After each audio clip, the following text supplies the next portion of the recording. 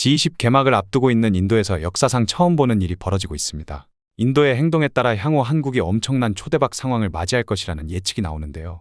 과거 삼국시대 한국이 지배하고 있던 만주 땅을 되찾는 일이 가능해질지도 모르겠습니다. 인도가 중국과 대만의 전쟁이 일어날 경우 히말리아 국경을 넘어 중국을 공격하는 옵션을 검토하기 시작했습니다.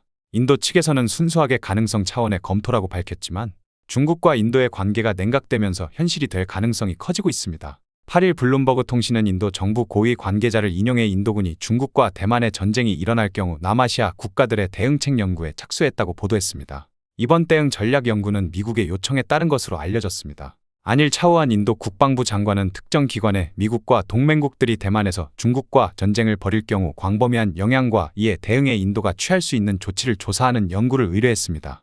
연구를 통해 다양한 전쟁 시나리오를 평가하고 분쟁이 벌어질 경우 인도가 취할 수 있는 옵션을 마련할 계획입니다. 인도군 관계자는 블룸버그의 일부 인도군 지휘관들은 전쟁이 짧게 끝날 경우 강력한 성명으로 대응할 수 있다고 생각하지만 러시아와 우크라이나 전쟁처럼 분쟁이 길어지면 그것만으로 충분하지 않을 것이라고 전했습니다. 인도가 대만 전쟁에 대비하는 것은 미중 관계가 급격히 악화될 경우 인도의 다중 동맹 정책이 시험대에 오를 것으로 예상되기 때문입니다. 인도는 나렌드라 모디 총리의 지휘 아래 국제 관계에서 독자적인 길을 개척하고 있습니다. 러시아와의 국제 제재에 동참하지 않으면서도 미국과의 관계를 발전시키는 등 효과적으로 대응하고 있다는 평가가 나옵니다. 그러나 중국은 러시아와 상황이 다른데 인도와 중국은 히말라야 국경 분쟁으로 불편한 관계가 이어지고 있습니다. 시진핑 중국 주석은 이번 주말 뉴델리에서 열리는 주요 20개국 정상회의에 불참할 예정입니다. 인도는 최근 몇 년 동안 미국과 국방 관계를 강화해왔으며 중국의 영향력 확대에 대응하기 위해 일본, 호주와 함께 사자 안보 대화 쿼드에 참여하기도 했습니다.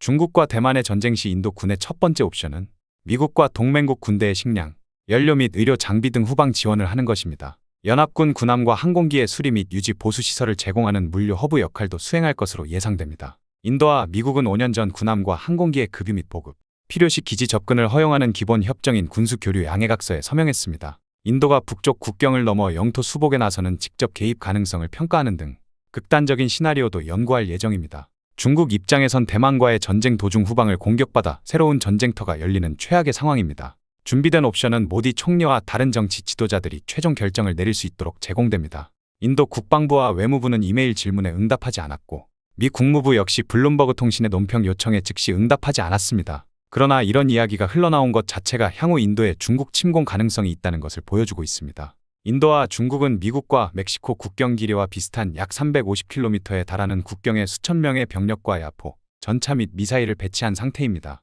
인도는 쿼드에 가입하긴 했지만 본격적인 군사 협력에는 공개적으로 반대해왔고 러시아제 무기를 대량 수입하는 등 독자 노선을 강조해왔습니다. 그러나 최근 인도는 조용히 대만과의 관계 개선을 모색하는 움직임을 보이고 있습니다. 지난해 물러난 3명의 인도군 전 참모총장들이 모두 지난달 대만을 방문한 것이 대표적입니다.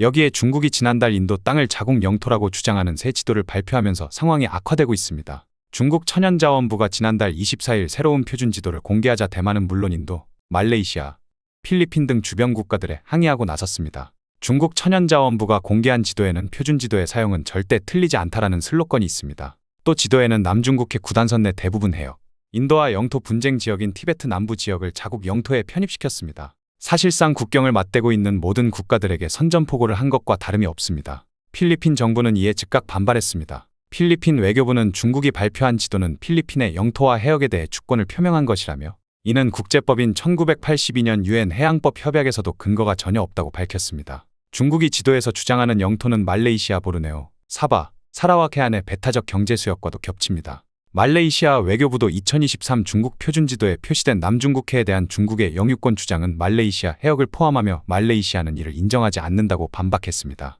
인도 역시 중국과 영토 분쟁 지역인 자국 아루나찰 프라데스와 악사이친이 중국 지도에 편입됐다며 강력 항의했습니다. 근거 없는 주장을 거부한다는 인도는 중국의 일방적인 행동은 주권 문제의 해결 더욱 복잡하게 만들 뿐이라고 비판했습니다. 주변국이 강력하게 반발했음에도 중국은 뻔뻔한 태도를 이어갔습니다. 왕원빈 중국 외교부 대변인은 8월 31일 정례 브리핑에서 중국이 공개한 2023 표준지도에 대한 질문에 남중국해 문제에 대한 중국의 입장은 일관되고 명확하다면서 객관적 이성적으로 접근하기를 바란다는 입장을 내놨습니다. 왕 대변인은 그러면서 중국 해당 부서는 매년 정기적으로 다양한 유형의 표준지도를 새롭게 만들어 발표한다며 이것은 사회 각계의 표준지도 서비스를 제공해 대중의 규범적인 지도 사용 의식을 높이기 위한 것이라고 강조했습니다. 중국은 자신들이 굉장히 대단한 나라라고 생각하지만 인도뿐만 아니라 동남아 국가들에서도 중국에 대한 불만의 목소리가 커지고 있습니다. 바로 메콩강 때문입니다. 메콩강의 길이는 4,350km입니다. 길이만 놓고 보면 세계 12위입니다. 세계 1, 2위를 다툴 정도로 길고 어마어마한 강은 아니지만 인도차이나 반도에 사는 6,500만 명의 사람들에게 이 강은 소중한 삶의 터전입니다. 담수 어업량 세계 1위의 강이고 산모작이 가능한 하류의 곡창지대를 지탱하는 강이기도 합니다. 중국 티베트에서 발원해서 미얀마, 라오스, 태국, 캄보디아를 거쳐 베트남을 가로지릅니다. 이 강의 의지에 먹고 사는 인구가 많다 보니 이해관계가 얽히기라도 하는 날에는 해당 국가 정부와 국민들 모두 아주 날카롭게 반응합니다. 그런데 이 강 상류에 중국이 댐을 짓기 시작하면서 분란이 시작됐습니다. 물 유입량이 줄어들고 때마침 찾아온 가뭄과 겹치면서 강바닥이 드러나는 일도 잦아졌습니다. 민물 어업량 감소, 하류의 벼농사 타격 같은 먹고 사는 것과 관련된 문제들이 쏟아지면서 메콩강이 갈등의 현장으로 떠올랐습니다. 특히 인도차이나 반도에서의 중국 움직임을 억제하고 싶은 미국이 가세하면서 문제는 점점 더 미묘해지고 있습니다. 중국은 현재 상류에 11개의 댐을 지었습니다. 당연히 강물 유입량이 줄었습니다. 베트남과 캄보디아는 민물 어업량이 줄었다고 발끈했고, 특히 하류의 비옥한 삼각주를 갖고 있는 베트남의 경우 땅을 비옥하게 하는 퇴적물이 2007년에 비해 70% 줄어 벼농사에 타격을 받고 있다고 목소리를 높였습니다. 실제로 메콩강은 100년 만에 최저 수위를 기록했고, 세계적인 인플레이션과 맞물려 인도차이나 반도들은 식량 안보 위기로까지 해석하고 있습니다. 중국은 이런 비난까지 받으면서 댐들을 짓고 있을까요? 첫째, 이 지역에서 전기를 만들어 전기 소비량이 많은 멀리 중국 동부 지역에 전기를 공급하기 위해서입니다. 중국은 수력 발전 비중이 가장 높은 나라입니다. 둘째, 물 부족 국가인 중국의 수자원 확보 차원을 위해서입니다. 중국 땅에는 세계 인구의 20%가 있지만 담수량은 단 7%만 있는 물 부족 국가 가운데 하나입니다.